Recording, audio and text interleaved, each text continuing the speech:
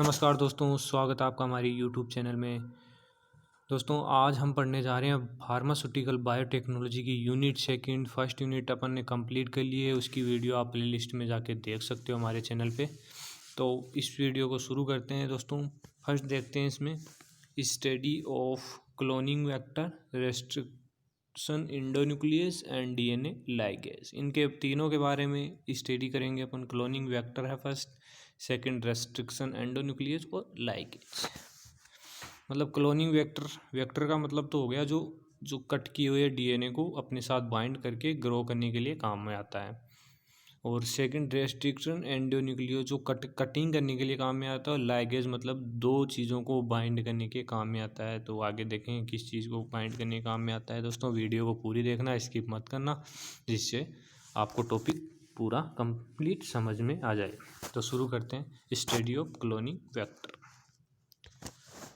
A cloning vector is a small piece of DNA can be stably maintained in a organism। मतलब ये small piece होता है DNA का और maintain होता है किसमें, ऑर्गेनिज्म में।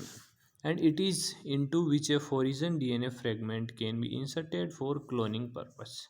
मतलब दूसरे फोरिजन डीएनए में ये इंसर्ट किया जाता है फॉर क्लोनिंग पर्पस, मतलब एक से दो स्पीसीज बनाने के लिए। After DNA fragment has been cloned into a cloning vector, it may be further sub-cloned into another vector designed for more specific use. A number of organisms can be used as source for cloning vector। जैसे example हैं PUC cloning vector, PBR 322 cloning vector. ये कुछ example हैं जो organism से प्राप्त होते हैं, ये क्लोनिंग वेक्टर हैं हमारे। अब देखते हैं classification of cloning vector based on nature and source. कौन कौन से क्लासिफिकेशन है क्लोनिंग वेक्टर की? पहला है प्लाज्मिड, सेकंड है बैक्टीरियोफेज, थर्ड है कोस्मिड, फोर्थ है फेगोस्मिड और फिफ्थ है settle vector.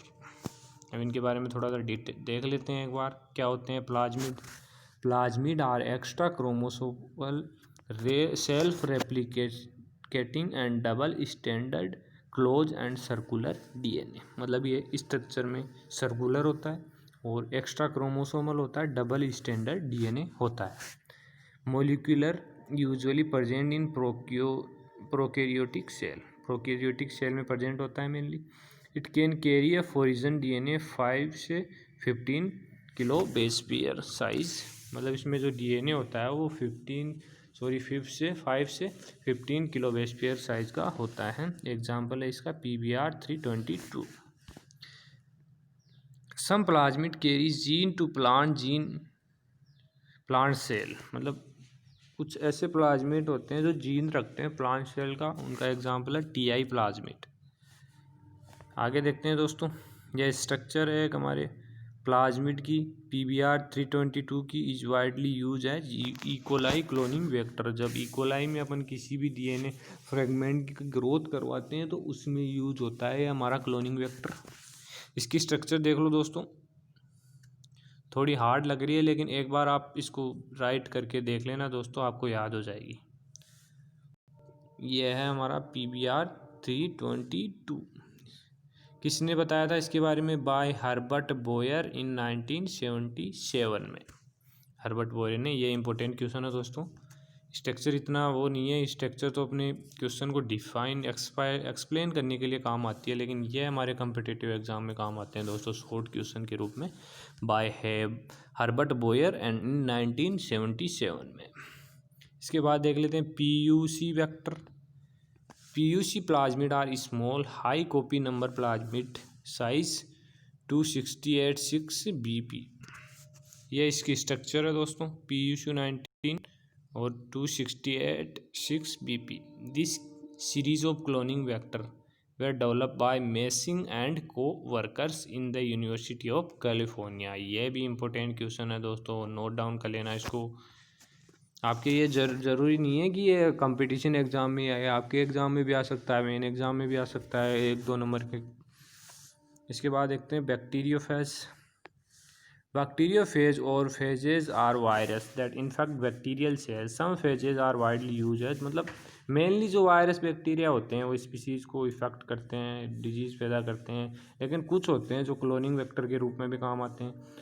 Note: bacteriophage discovered by Frederick W Twort in Great Britain in 1915 and Felix d'Herelle in France. मतलब ब्रिटेन में तो किया था फ्रेडरिक डब्ल्यू ट्वार्ट ने, और इनके किस सन में किया था, 1915 में, और फ्रांस में किया था फेलिक्स डी हेनले ने।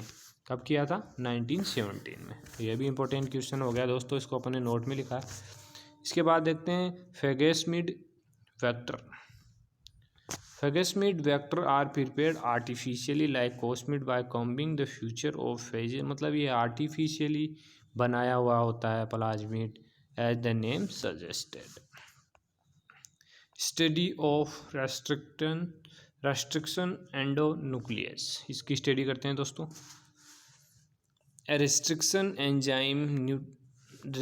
एंडोन्यूक्लियस और रेस्ट्रिक्टेज इज एन एंजाइम, ये एंजाइम होते हैं that cleavage DNA into fragment. पहले बताया था मैंने वीडियो के शुरुआत में, क्लीवेज करते हैं मतलब ब्रेक डाउन करते हैं DNA into fragment or near specific recognition site within molecule known as restriction site. मतलब मेनली डीएनए के ऊपर इनकी साइट्स प्रेजेंट होती है जहाँ से डीएनए को कट करते हैं, उनको बोलते हैं अपन restriction site.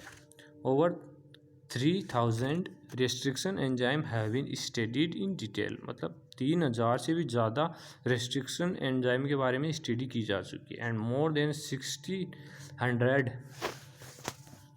600 of these are available commercially. मतलब 600 तो अवेलेबल है मार्केट में कॉमर्शियल यूज के लिए।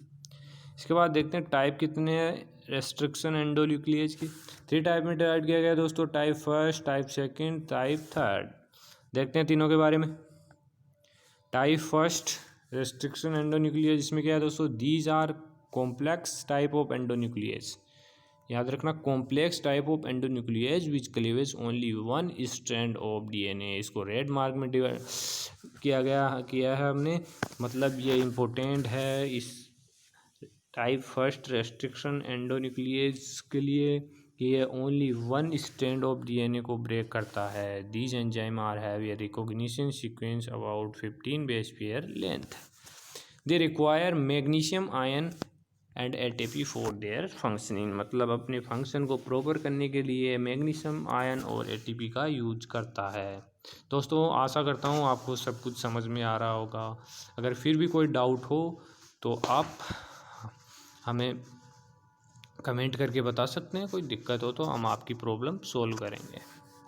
Such type of restriction endonuclease cleavage the DNA about 1000 base pair away from the 5 end of the sequence. मतलब 5 एंड ऑफ सीक्वेंस होता है DNA की, उसके मतलब 1000 बेस पेयर पहले ही उसको कट करते हैं। Sequence TCA located with the recognition site. इसका एग्जांपल है EcoK, EcoB, etc.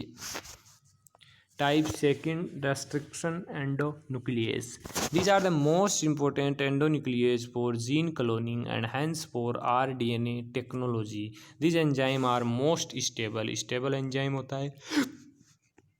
they show cleavage only at specific site and therefore they produce DNA fragment of defined length. The enzyme show cleavage of both of strand। मतलब जो type first restriction endonuclease था वो only one strand of DNA को break कर रहा था, और ये दोनों स्ट्रैंड को ब्रेक करेगा हमारा टाइप सेकंड रेस्ट्रिक्शन एंडोन्यूक्लियस। इसमें भी एनर्जी की रिक्वायरमेंट होगी, magnesium ion are require for their function. इसके एग्जांपल कौन कौन से हैं दोस्तों, Hin, FI, Eco, RI, PUB I second, ALUL, HA333। इसके बाद देखते हैं type third restriction endonuclease, these are not use for the gene cloning. साफ साफ लिखा हुआ दोस्तों, ये यूज नहीं होता है जीन क्लोनिंग के लिए। They are the intermediate enzyme between type first and second restriction endonuclease. मतलब जो हमारा टाइप फर्स्ट रेस्ट्रिक्शन एंडोन्यूक्लियस और टाइप सेकंड होता है उसके बीच का इंटरमीडिएट है ये।